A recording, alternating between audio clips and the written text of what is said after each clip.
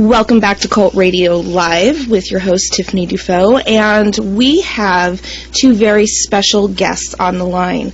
Now, if you were listening to Cult Radio just about a couple of months ago, you know that we had on the star of a legend cult film, Re-Animator, when we had Herbert West himself, Mr. Jeffrey Combs, join us. And now we are going to be talking to two stars of a reincarnation of Re-Animator, if you will.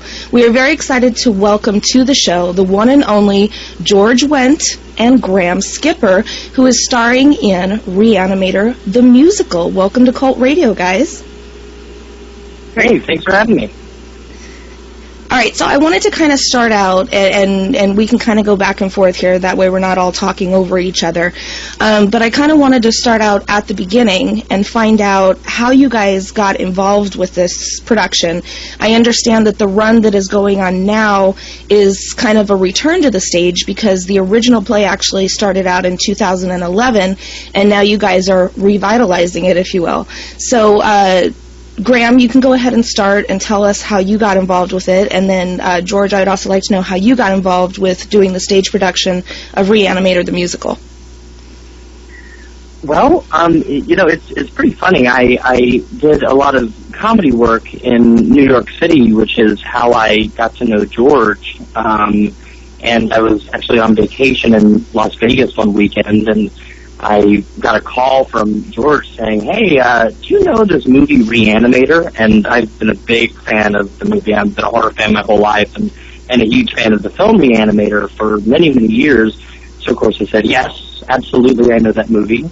And he said that he was involved with the reading of a new musical version of it, directed by Stuart Gordon, and that they were casting for the role of Herbert West. And so I canceled my plane ticket back to New York and rented a car and drove to Los Angeles from Vegas and auditioned for the show. Wow. And George, what about you? Well, I've been working with both Stuart Gordon and Mark Nutter, who wrote the music and lyrics, since the 70s. Yes, I'm old. And so are they. I worked at Second City in Chicago in the 70s, and Stuart Gordon had his heyday with the Organic Theater Company, the legendary company in Chicago, and we were peers and contemporaries and did a bit of work together back in the 70s. And Mark Nutter has been working with my wife, since the 70s, and also, myself, he was an accompanist at Second City for a brief period of time as well. And so I've done another Mark Nutter musical. I produced one and appeared in another. And so, in short, we're old pals. And when I heard about this project, and Stuart called me to come on board as Dean Halsey, he asked me, he knew I'd been working in musical theater in New York. I was working on Broadway during this time period. And he said, do you know anybody who might be right for Herbert West? And I said, ooh, yes, I do. Yes, I do.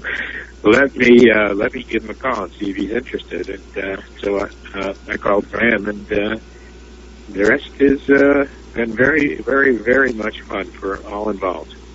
Well, that kind of brings up an interesting point because, and Graham, this question's for you. I mean, fans of the original Re-Animator, of course, there was 3 films, know that Jeffrey Combs, in his portrayal of Herbert West, it was just spot on. It was quirky, it was creepy, yet he was charismatic, and he's kind of become one of those horror stars that is just known, so identified with that character, that image, the look, everything. So in knowing that you had said you were a fan of Re-Animator, did you have any kind of hesitation or any kind of worry about going in and trying to fill those shoes? Oh, well, yeah, of course. I got the script and I was listening to the music, and I loved it, and I thought, that my first thought was, well, okay, Stuart's helming this production, so I know that it's all going to be, it's all going to be, very much in line with the spirit of the original film. And, I sat down and I was looking at it, and yeah, my first thought was definitely, okay, I can't try to copy Jeffrey Combs. I can't hold a candle to what his performance was. That was his own thing, and it was, definitely a work of genius. And so I just said, okay, I have to approach this as my own Herbert West. I have to be informed by Jeff's portrayal and tackle it on my own and really try to make it my own West. And so, I think I've done a pretty good job of that, and I really enjoyed, taking what was in the script and what is in the spirit of the character and trying to adapt it to really make it my own. It was a really fun challenge, and definitely George, go ahead. Plus there were the magic glasses. Yeah. Plus there were the magic glasses. That's all we needed, really. Oh yeah, yeah. To have those glasses and a black necktie. After that, it's all. Put a green reagent serum in my hand, and it's all good. Now, George, I wanted to ask you because, of course, everybody, no matter what, is going to remember you for playing Norm on Cheers. But over the years, you've actually been involved in quite a few horror projects. I mean, you did House with William Catt, who's a great man. We had him on the show as well. You've done Masters of Horror. You've done a handful of things in the genre. Are you actually a horror movie and a horror genre fan yourself, or is this something that's fun and kind of out of the ordinary for you? I think it's fun and it's sort of out of the ordinary. Not really, though. I mean, lately I've been working a lot in that genre, but I never really considered myself a horror geek, or and I always sort of wanted to, frankly, be a little too fabulous to be in genre pictures. Right. But I'll be darned if the fancy, most of the fancy kind of movies I've made just kind of laid there, and the horror pictures always worked. Well, one thing that can definitely be said is that the horror movie or horror TV and horror stage fandom is definitely, we'll say, dedicated, if not almost obsessed with the stuff that they like. So I know that you guys have done a couple of horror events, conventions, and festivals. Graham, you even performed on stage live at Weekend of Horrors and things like that. How is that interaction for you guys when you go to events like that, or you interact with fans of the genre? And are you finding that for the play, that are you getting just theater fans that are coming, or are you getting mostly Re-Animator fans? Oh, horror fans are awesome. Let me just say that right off the bat. I have never experienced a community of people that is so dedicated to what they love and so forthcoming with praise and admiration about treating this source material so well and really paying homage to the stuff that they love. I think the crowds that have been coming to the show has been, it's been a good mix. There's been the theater fans, there's been a lot of horror fans, a lot of people who are really familiar with the movie, and then some people who haven't seen the movie at all. And so it's been a really nice mix and a great way to I think introduce these communities to each other. It's been really cool. And George, what about you? Have you had any interesting interactions with diehard fans? Yeah, it's pretty funny. They do show up sort of dressed for the part, at least to our show. I haven't done too many of the conventions. I believe I did one, but yeah, it's funny to see them in their nurse scrubs and nurses outfits and doctor outfits, and they wear white a lot because they want to get all bloody. Because we sort of, Graham especially, drenches the audience with blood. It's kind of fun. So, okay, well, I guess this question we can kind of start out with you, George, but in knowing that you have known Stuart Gordon for a while and everything, do you guys have any idea how the idea even came to Stuart to turn this into a musical? I mean, the original film itself was pretty campy, and I guess it kind of lends itself to this kind of an adaptation, but I know back in 2009 they were actually trying to get a TV version of Re-Animator spun off. And so did that have anything to do with doing the play? Did they explain to you guys why they had decided to try to turn this into a campy and fun musical? Well, Stuart said that people have been mentioning it to him for years, if not maybe a decade or more, about it being a musical along the lines of Little Shop of Horrors, which kind of followed the same path, a cult favorite horror picture into a stage musical. And and there's Rocky Horror Picture Show in that regard as well. So there's plenty of precedent, and Stuart even considers Phantom of the Opera a horror musical. So, because it was originally based on, sort of a Lon Chaney horror picture, an adult myth, I guess, from Paris. So he was surprised how, well, once he met Mark Nutter, it really obviously all came together, because Mark is very, very gifted and very way out of the mainstream. He's I don't know how to describe it. Graham, do you? Mark just thinks out of the box with everything that he does. His stuff is so... I feel like when I was first listening to his music and listening to his lyrics, he was always 3 steps ahead of me, and it was so much fun to catch up to him. He's just so smart. He's really one of the most brilliant composers I've ever encountered, and I'm really excited that this show has I think been able to allow his work to be in front of even more people. It's been really awesome getting to work on his stuff. Yeah, so that really, between the source material and Stuart's passion and twisted take on everything, and Mark's twisted take on music, it was a marriage made in hell. Well, and I know too. Stuart had mentioned that at some point, like George said, somebody had mentioned to him about doing this as a musical, and he was thinking about it, and then he realized that, back in '85 when they made the movie, all of the effects that they did were all these practical effects that could be done on stage, because most everyone that worked on the picture had a background in live theater. Mm-hmm. And so he thought, wow, well, how perfect. We don't have to even rely on all these crazy special effects.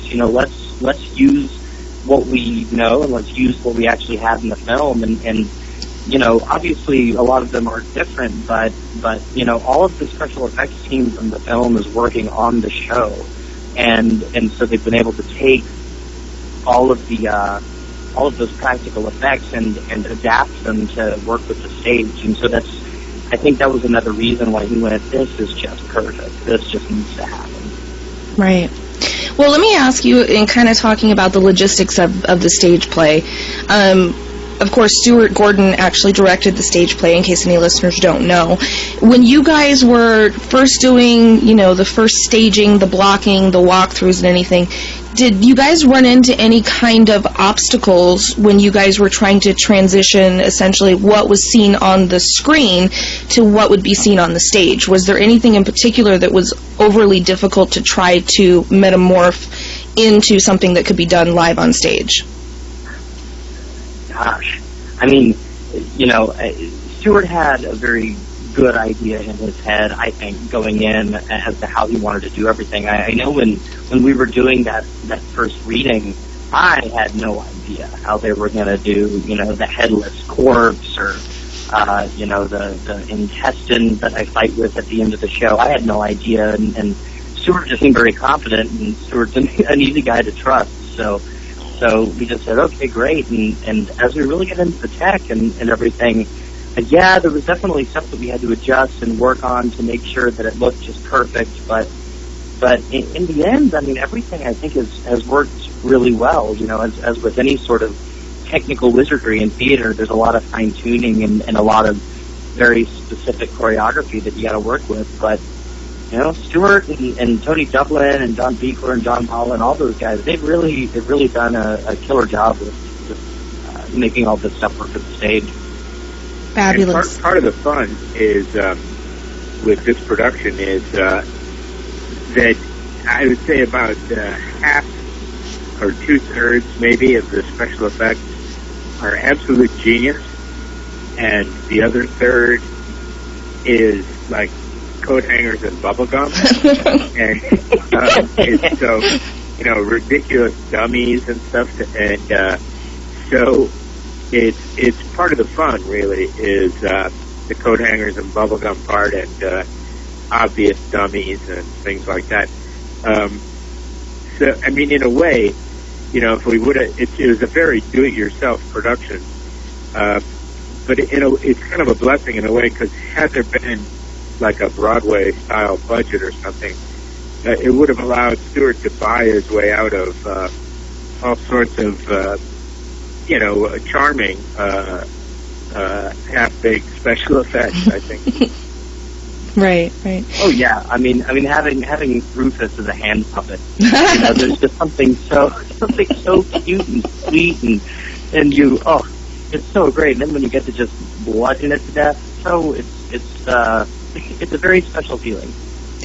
So I know the coup is the beheading. I mean, no pun intended. The coup de grace is indeed the beheading of Dr. Hill. Right. And that's absolute genius, the way they pulled that off. Which I have to say, Graham, I never thought that, being a fan of the original film, that I would ever see Dr. Herbert West and Dr. Hill have kind of a little mini tango. It was very interesting. Oh, well, it was. I think it was just bubbling underneath the surface in the movie, and he just took it to the next level. So, I know that there is a whole lot of stage magic that happens, but is there anything that you guys can give us a clue to as to how you guys do the effects? Like, for example, what the hell is in reagent fluid? Well, I know that in the movie, I'm pretty sure that they actually use that glowing stuff that you find in glow sticks. Mm-hmm. Of course, today that would be highly illegal to do that, but it was the 80s. Who cares? And on stage we do it with a lot of lights and cleverly hidden buttons. Ah, okay. So now there's a high level of audience participation with your guys' show, and I understand that even the first 2 or 3 rows is considered the splatter zone. Yeah, I would say the first 3 rows in quotes. I do my best to contain it there, but those intestines, that hose fires pretty hard. So now, Graham, I know that you sing in the play. George, do you have a musical number? Yes, I'm involved in several of the numbers, chunks of numbers. The most fun one for me is when I'm a zombie. I have a little duet with Dr. Hill, who's holding his head in his hands, and I've been lobotomized, and it's a fun duet. So what is it like for you, kind of doing, because I know, like I said, that you've been involved, George, in a handful of, horror projects, but as far as I can remember, you've never kind of played a quote-unquote monster. So what is it like for you, donning the kind of almost zombie lobotomized makeup, and exactly what do you draw from as far as inspiration to play a vegetable, essentially? Well, honestly, shtick. It's just high shtick. I just open my mouth and try to drool, and I'm hoping the drool just goes off my chin and just kind of stretches down like a piece of mozzarella and springs back up. And I'd love to figure a way to like make it go up and down and up and down. And, but so there's not a lot of soul-searching acting work. It's more just like mugging and shtick. But now that's just for me when I'm a lobotomized zombie. People like Graham and Jesse Merlin and Chris McKenna. Chris McKenna, he is such a hero in this piece. It's amazing. He really is the glue that makes everything so believable. Oh yeah. He is definitely one of the many unsung heroes of this thing. I remember I believe it was opening night, and I think Bruce Abbott, who played Dan Kane in the movie, he was there, and I believe he went up to Chris and said something to the effect of, this show, this movie's really about Dan, isn't it? Something like that. And that was, sort of, I remember as we were going through, we were saying, and Stuart kept reminding us, this is all about the characters. This is all about what we want and what we need and what we're doing to get it, so having, such a strong Dan, George Wright, it totally holds it together. It's pretty cool. Very cool. So you mentioned just now that Bruce Abbott had been there. I know I saw a picture where Jeffrey Combs had attended one of the shows as well. Any other Re-Animator alumni or celebrity guests have been in the audience to watch you guys? I believe I'd seen on Twitter that, George, your friend Danny DeVito had been there as well, right? Yeah, there's been oodles of Hollywood types who have been through. I know Barbara Crampton was there in terms of Barbara came a few times. And what about the fellow who played Dean Halsey? I'm not sure that. I'm not sure if he was there. If he was there, I never got to meet him. But I know that Barbara and Bruce and Jeff Combs all came on the same night. Which was the fellow who played Dr. Hill has passed away, right? Yeah, unfortunately. Yeah.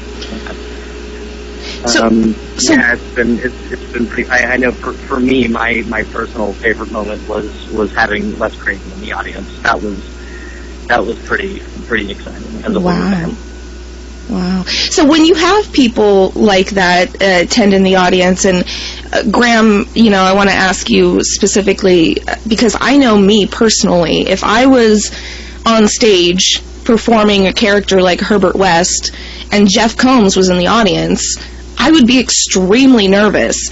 Did that affect your performance at all? And did Jeff say anything to you about your portrayal after the production? He did, and I'll say before going out, I just kept thinking how incredibly lucky I was to be given the opportunity to play Herbert West for Herbert West.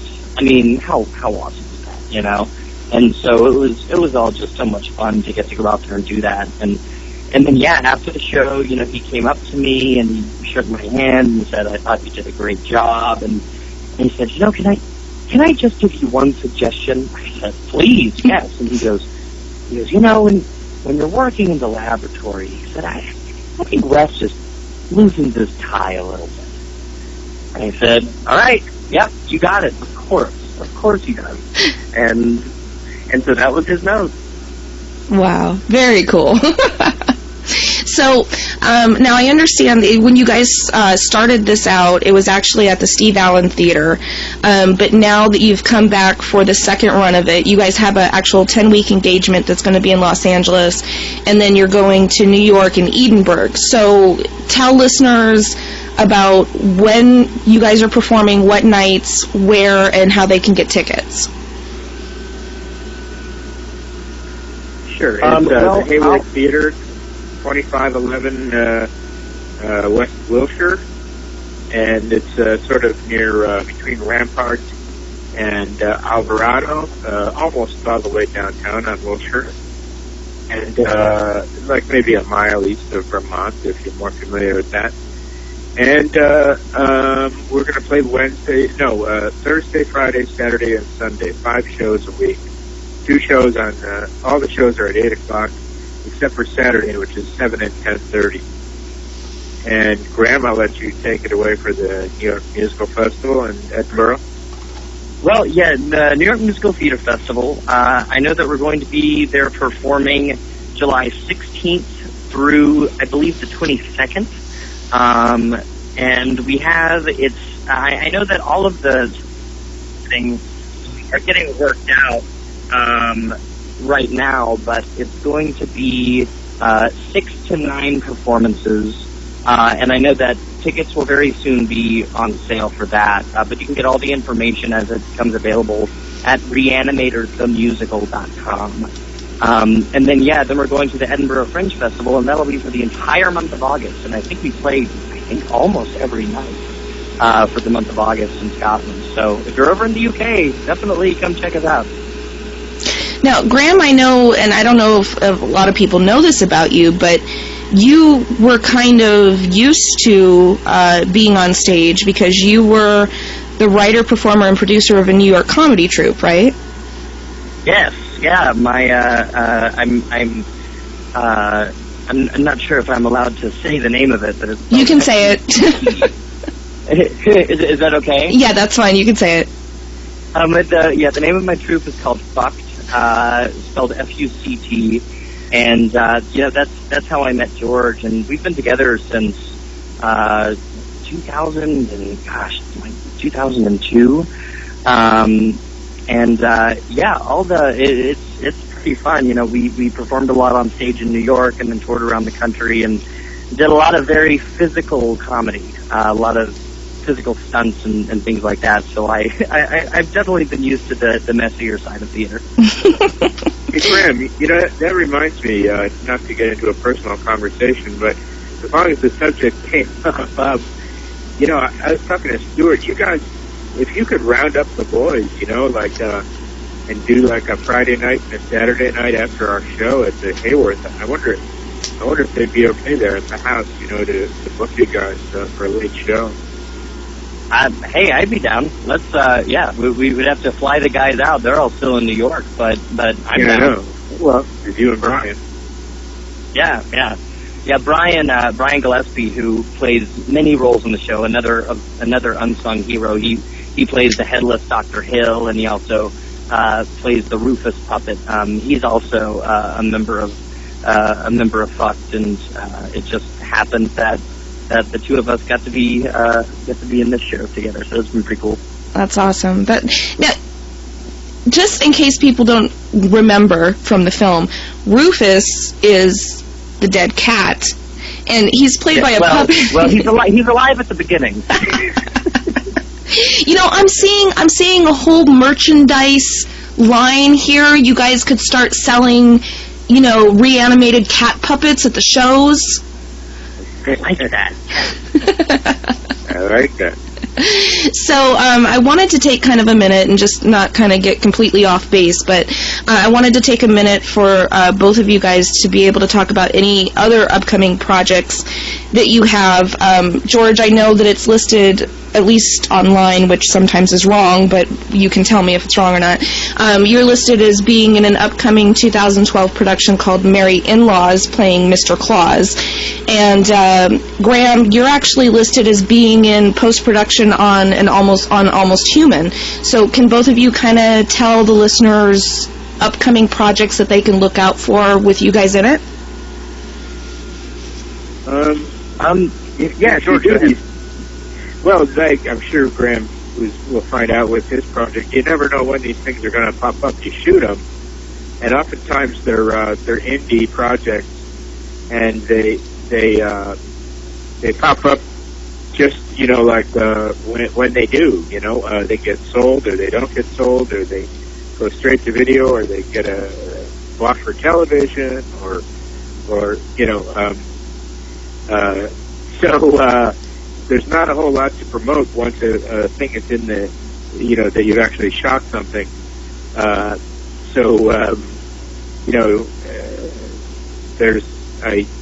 I painted myself into a corner there. Never know. And Graham, I'm sure, is in the same boat with this indie project that he shot over the summer. I shot.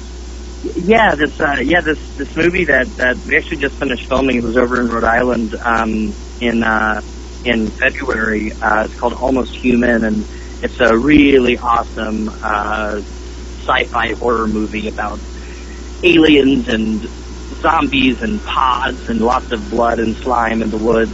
It's really exciting. It's going to be a great film, and they're in post-production on that right now, and I know that they're hoping for a summer festival run, but as George said, you never really know for sure, but definitely keep your eyes and ears peeled for Almost Human. It's directed by a very talented new director named Joe Vegas, so I'm excited about that. Very cool. Well, we have, we get questions that are submitted by our audience, and I've actually, in announcing that you guys were going to be guests on the show, I've gotten a couple of questions that I just wanted to field to you guys really quick. One of the questions is that one of the most famous, or could be infamous, scenes from the original Re-Animator is the scene where Barbara Crampton's character, Megan Halsey, is naked on the slab getting familiar with Dr. Hill. How do you guys handle that in the stage play? Is there nudity in the stage play? There is some nudity in the stage play. That scene, I will say, is handled very deftly by all involved. I'm not sure exactly how to answer this. That scene is definitely in the show. While there's not quite as much nudity as there is... What'd you say? We don't want to give anything away, special effects. Yeah. But there's not as much nudity as Barbara. We can fake it a little easier on stage with some flesh-colored things like that. Right, okay. So I guess people just have to go and find out if their interest is killing them. And then... we're still working on Rachel Avery, because once we get over to the UK, I think all bets are off. I'm going to have to go nude, completely nude. What happens in the UK stays in the UK. That's right. It's a European thing. They don't even care. They don't even look twice. Yeah. Another question that had come in is that, of course, with Re-Animator, and I know that Stuart might be up for this. I don't know, because I know that Stuart does a lot of stage productions. He even was involved in directing Nevermore, which is the one-man show that Jeff Combs is now doing on Edgar Allan Poe. There was actually 3 Re-Animator films. There was Re-Animator, Bride of Re-Animator, and Beyond Re-Animator. After the run of Re-Animator the musical, if Stuart came back and said, hey, I want to do stage productions of the other 2 films, and now I know, Graham, your character would be in all 3, and Halsey was in a little bit of the second part. Would you guys be up for doing part 2 and 3 of the stage plays? I'm always up for more blood. Good answer. Yeah. No, Stuart's projects are always great fun. I've done several movies with him, and we've been working together on Re-Animator for 2.5 years or so between the various stages of development. So I get a kick out of working with old friends. Absolutely. And then the last question that had come in, I'll stop with this question from listeners, but the last question was, of course, with theater, with live theater, anything can happen at any time. Have you guys had anything happen that was unexpected? Maybe certain effects didn't work. Maybe with all the blood there was slipping. Has anything unexpected happened to either of you during a live show? I will say that it's very funny that you asked this question today. Just last night, one of the most insane moments for me on stage. I mean, yes, certainly there's been a ton of times where the blood's really slippery, we're slipping and sliding, and that's all, part of the fun, because blood is slippery. But, yeah, last night, there was sort of a mishap, and the headless Dr. Hill walked right off the front of the stage. Oh my gosh! Everybody was okay. Everybody was fine, and I ended up getting to drag a headless corpse around, which is always fun. But that was definitely unexpected, and one of the most exciting moments I've had on stage. What about you, George? Well, once again, just last night, Rachel Avery forgot her fake underpants. I didn't know that. She did? That's funny. Yeah. And so I was standing there thinking, just laughing my ass off. I'm thinking, I love my job. Well, see, you can tell Rachel she's already, pretty much halfway there for the nudity in Europe. All right, so the last thing I'm going to do, and you guys can say no if you want to, but I have to, out of the journalist side of me, try to put you guys on the spot. Is there any way that I can get either of you to sing one or two lines from one of your songs in the show? I'll go first. Okay. Okay, Graham, you're up. All right. This is one of my favorites. I was busy, and besides, what would a note conceivably say? Cat dead, details later. Very good. All right. Well, I just want to remind all of our listeners that they can check out the show in person. You've got to go down and see it. It is a blast, and you guys have won a lot of awards for this show already, and it's not even completed its second run yet. So everybody can check it out by heading down to the theater. Sit up front. Huh? Get wet and bloody. Sit up front. Get wet and bloody. I wonder if there's ever been, I don't know, like, I've been involved with productions and stuff before, and a lot of times you can tell people, look, if you sit here, you're going to get wet and bloody or dirty or whatever. Have you ever had anybody that's come to you after the production and been just pissed that they got blood on? Oh, no, they love it. Okay. Everybody is. I mean, I have people come up and give me soaked, bloody hugs after sending me.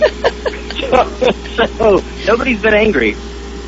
Well, that's good. That's good. All right, so performances actually began last week, April 26th, and opening night was just this past Thursday, May 3rd, and it's going to be Thursday, Friday, Saturday, and Sunday nights. You guys can get information by going to the website, so go ahead and plug the website one more time. It's Re-Animator, Very cool. Well, George and Graham, I want to thank you both so much for joining me on the air and talking about this fun production. And I wish you all the luck with the second run, as well as the trip to New York and the trip to Edinburgh. And in the honor of classic stage, I'll say break a leg or, reanimate a cat or whatever the case might be. Thank you very much. Yeah, this was a lot of fun. Thanks for having me. Thank you. Thank you both. Have a great evening and a good show. Thanks. Bye-bye.